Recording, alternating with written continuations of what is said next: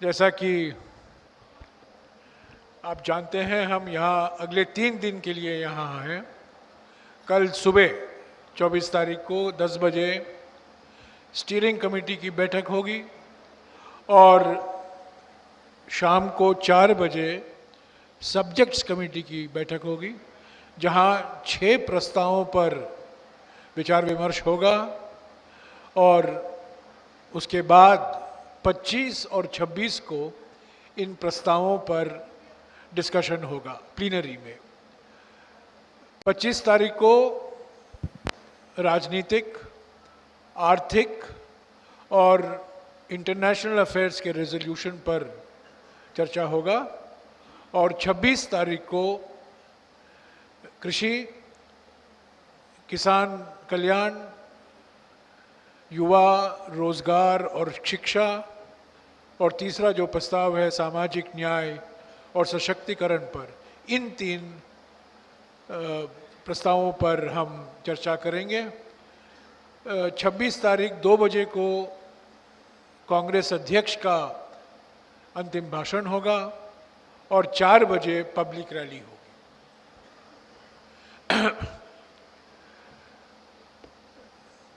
भारत जोड़ो यात्रा की शुरुआत से भारतीय जनता पार्टी बौखलाई हुई है और बहुत परेशानी में है। हमने देखा करीब 5 महीने तक भारत जोड़ो यात्रा के दौरान किस तरीके से भारत जोड़ो यात्रा पर, राहुल गांधी जी पर, कांग्रेस पार्टी पर किस तरीके का हमला हुआ, कैसे कैसे टिप्पणियां आई, जो आलोचना हुई बीजेपी के नेता, प्रवक्ता और कई मंत्रियों से, ये बिल्कुल साफ हो गया था कि भारत जोड़ो यात्रा से बीजेपी घबराई हुई है। भारत जोड़ो यात्रा 30 तारीख जनवरी को समाप्त हुआ श्रीनगर में, पर परेशानी नहीं गई, घबराहट नहीं गई। और आप जानते हैं कि 20 तारीख फरवरी को छत्तीसगढ़ में हमारे बड़े बड़े नेता, कार्यकर्ताओं पर ईडी के छापे हुए और एक प्रयास किया गया कि हमारी जो प्लीनरी है, महाधिवेशन है, 85वां महाधिवेशन है, उसको थोड़ा डिरेल करने का प्रयास किया गया। और इसी श्रृंखला में आज सुबह आपने देखा मोदी सरकार की प्रतिशोध की राजनीति, धमकी की राजनीति, उत्पीड़न की राजनीति का एक नया मिसाल हमारे मीडिया डिपार्टमेंट, पब्लिसिटी डिपार्टमेंट के अध्यक्ष पवन खेरा को 3 एफआईआर दर्ज किए गए, एक लखनऊ में, एक वाराणसी में और एक हालफोंग में, जो बिल्कुल असम के किनारे में है। आजकल अगर किसी विपक्ष नेता को गिरफ्तार करने की ज़रूरत पड़ती है बीजेपी को, तो असम के मुख्यमंत्री बड़े सक्रिय हो जाते हैं और असम के कुछ बहुत दूर से पुलिस के थाने में एफआईआर दर्ज होता है। जिग्नेश मेवानी पर एक ऐसा ही एफआईआर दर्ज हुआ और आज पवन खेड़ा जी पर भी ये एफआईआर दर्ज हुआ। हमारी न्यायपालिका ने आज पवन खेड़ा जी को कुछ हद तक पार्शियल रिलीफ दी है। ये सबूत है कि हमारे देश में मोदी सरकार के प्रयत्नों के बावजूद न्यायपालिका हमारे लोकतंत्र के लिए अभी भी एक ज्योति बनी हुई है। टाइगर जिंदा है, सुप्रीम कोर्ट जिंदा है, आज भी हमें देखने को मिला। हालांकि मोदी सरकार के कई मंत्री और कई और दिग्गज व्यक्ति न्यायपालिका को घबराने में, न्यायपालिका को धमकी देने में लगे हुए हैं, पर हमारा विश्वास हमेशा रहा है कि हमारे लोकतंत्र के लिए एक निष्पक्ष और स्वतंत्र न्यायपालिका अनिवार्य है, और आज हमें उसका एक सबूत मिला। पिछले कुछ महीने से G20 के संदर्भ में प्रधानमंत्री और उनके कई मंत्री दुनिया भर में जा रहे हैं और हमारे अलग अलग शहरों में होर्डिंग लगे हुए हैं, India mother of democracy, India mother of democracy. कहने के लिए तो मदर ऑफ डेमोक्रेसी, पर करने के लिए मर्डर ऑफ डेमोक्रेसी। ये मदर ऑफ डेमोक्रेसी नहीं है, ये मर्डर ऑफ डेमोक्रेसी है। हमारे संविधान में वाक स्वतंत्रता के लिए हर एक व्यक्ति का अधिकार बनता है, पर आज हमारे देश में न केवल वाक स्वतंत्रता खतरे में है, पर वाक के बाद भी स्वतंत्रता खतरे में है। Not only is freedom of speech under threat, but more importantly, freedom after speech is also under threat. ये एक और प्रयास था हमारे महाअधिवेशन को जो शुरू होने वाली है कल परसों। कल समिति की बैठक है और प्लीनरी परसों शुरू होगी। उसको पटरी से निकालने के लिए, उसको डिरेल करने के लिए, उसको बदनाम करने के लिए आज जो दिल्ली हवाई अड्डे पर कांड घटा और पिछले 4-5 घंटे से आप देख रहे हैं सोशल मीडिया पर, टीवी चैनलों पर, क्या हुआ एयरपोर्ट पर, किस तरीके से बैठने के बाद, हवाई जहाज के बैठने के बाद उनको प्लेन से हटाया गया। तब हम सुप्रीम कोर्ट के दरवाजे खटखटाए और हमें कुछ राहत मिली। हम शुक्रिया अदा करते हैं कि सुप्रीम कोर्ट ने हमारी याचिका कुछ हद तक मांगी है, मंजूर दी है, पर हम पीछे हटने वाले नहीं हैं। हमारी मुंह को बंद करने की कोशिश की जा रही है, धमकी दी जा रही है। पार्लियामेंट के अंदर जो हम बोलते हैं उसको रिकॉर्ड से एक्सपंज करा जाता है, और जब पार्लियामेंट के बाहर हम बोलते हैं तब हमारे खिलाफ एफआईआर दर्ज किया जाता है। तो इससे हम घबराने वाले नहीं हैं,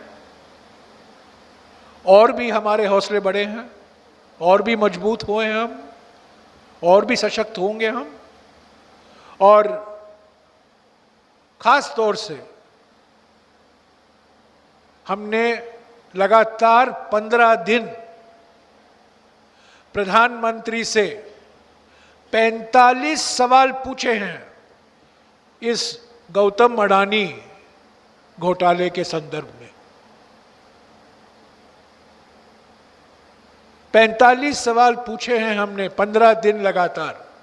अभी हम 3 दिन का विश्राम ले रहे हैं क्योंकि महाअधिवेशन है, और ये हम अडानी के हैं कौन श्रृंखला 16वां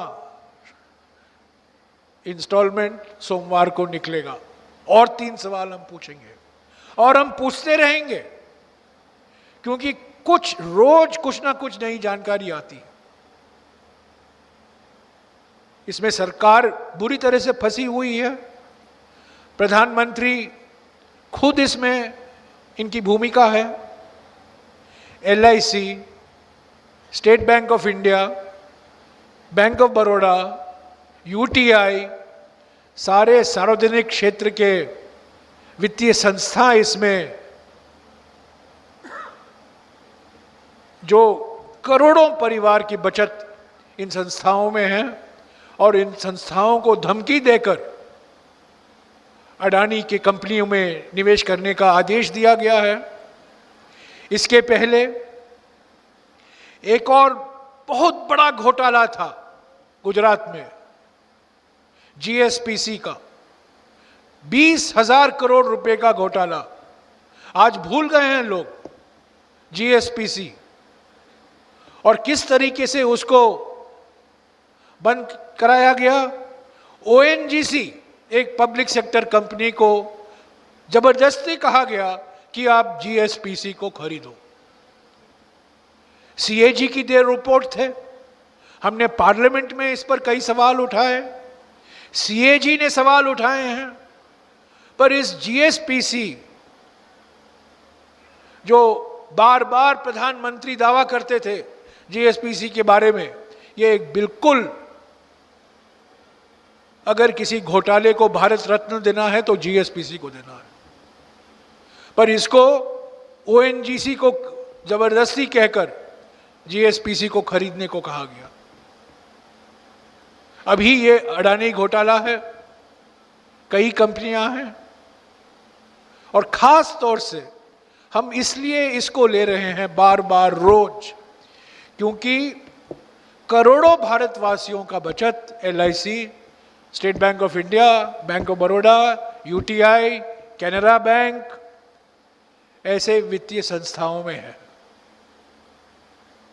और सभी जानते हैं कि अगर मोदी सरकार 2014 से जो निजीकरण कर रहा है, निजीकरण का फायदा सिर्फ एक ही कंपनी को पहुंचा है, और वो है अडानी एंटरप्राइज। हवाई अड्डों का निजीकरण, बंदरगाहों का निजीकरण, कैसे अलग अलग कंपनियों को खरीदा जाता है, ये सब इसकी जानकारी सब निकल रही है। और ये असंभव होता, ये बात कोई नहीं मान सकता कि प्रधानमंत्री को इसकी जानकारी नहीं थी, पूरी जानकारी थी। मैंने पहले कहा है और आज भी दोहराऊंगा, कांग्रेस पार्टी उदारीकरण के पक्ष में है। 1991 में उदारीकरण डॉक्टर मनमोहन सिंह जी जब वित्त मंत्री थे, लाए थे। हम उद्यमशीलता के पक्ष में हैं, पर हम मित्रवाद, पूंजीवाद के खिलाफ हैं। उदारीकरण हम चाहते हैं, निजी कंपनियों को प्रोत्साहन देने की जरूरत है, सूक्ष्म, लघु और मध्यम उद्यमों को प्रोत्साहन देने की जरूरत है, पर यह मित्रवादी पूंजीवाद या याराना पूंजीवाद के खिलाफ कांग्रेस पार्टी है। तो अगर प्रधानमंत्री सोच रहे हैं या गृह मंत्री सोच रहे हैं कि ईडी के छापे से हमारे प्रवक्ता के खिलाफ एफआईआर दर्ज करने से हमारी आवाज बंद होगी, हम अडानी के घोटाले के बारे में सवाल और नहीं उठाएंगे, वो गलतफहमी में है। सवाल आते रहेंगे। सोमवार को हम फिर शुरू करेंगे। अगले 3-4 दिन हम व्यस्त हैं इस महाअधिवेशन में, पर इससे प्रधानमंत्री बच नहीं सकते। तो साथियों, अगर आपको कुछ सवाल है सेशन के बारे में, अभी कांग्रेस अध्यक्ष अगले 10-15 मिनट में मेरे ख्याल में रायपुर पहुंच गए हैं, और कल 10 बजे औपचारिक तौर से स्टीयरिंग कमेटी की पहली बैठक होगी। शुक्रिया।